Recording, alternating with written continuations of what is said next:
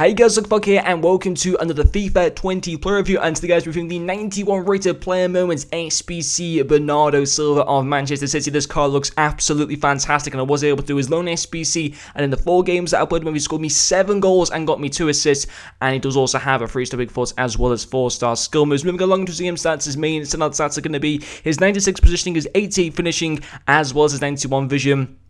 And finally, his 99 stamina, and I did also have the finisher chemistry stat applied to this Bernardo Silva card that, according to Footbin, is coming in at around 315,000 coins to complete his SBC. I'm not sure if you get tradable or untradeable packs in return. I hope EA have gone back to the tradable pack rewards, but it wouldn't surprise me if they kept them untradeable, which is really annoying. But even so, this is a fantastic looking card. He all of a sudden becomes, I'm pretty certain, the highest rated right winger in the Premier League, and I actually don't know why he got this player moments card. If someone could let me know what his I'm not saying he's a bad player, obviously, like IRL, I actually really like him. I think he's amazing. I watch him for City quite a few times, but I'm trying to think why he got a player moments card, because usually if you get a player moments cards, you've done something amazing in one game, and I just can't remember like a sensational game he had. He's had lots of good games, but I can't remember a sensational game. So if you could let me know in the comments, that would be very much appreciated. And I like this card. I think he's a top player. I think he suits this game a lot. He suits my style.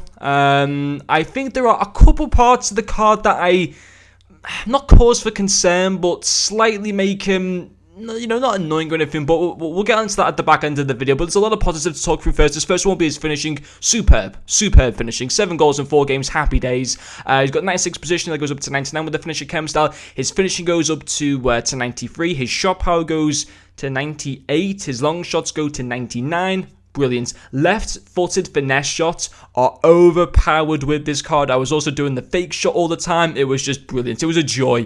It really, really was. But you know, as I mentioned, his preferred foot is the left foot, and typically I don't usually like players that their preferred foot is the left foot. I typically prefer players that their preferred foot is the right foot, or at least players that have got a 4-star or 5-star weak foot. The fact that he's got a 3-star weak foot means that on his right foot, he wasn't great. Don't get me wrong, he's not like woeful or anything like that, but he's much better suited on his left foot. So if you're going to ever get into scoring opportunities, always make sure you go for him on the left footed to try and finish off chances, because on the right foot, he isn't great. I think out of his 7 goals, you'll have to count them yourself when you're watching this video, but I think maybe all 7 were actually from his left foot. But, you know, his finishing on his left foot is superb. There's no doubt about that. It's fantastic, but try and avoid shooting on his right foot, which is a little bit annoying, I suppose, but that's just kind of the way it is. If you had a 4-star weak foot, this card, I'd be recommending him even more. But even with the 3-star weak foot, he's still definitely usable, no doubts about that. So finishing will be the first pro. His second pro will be his dribbling. 4-star skill moves, fantastic. He's got 98 agility, 96 balance,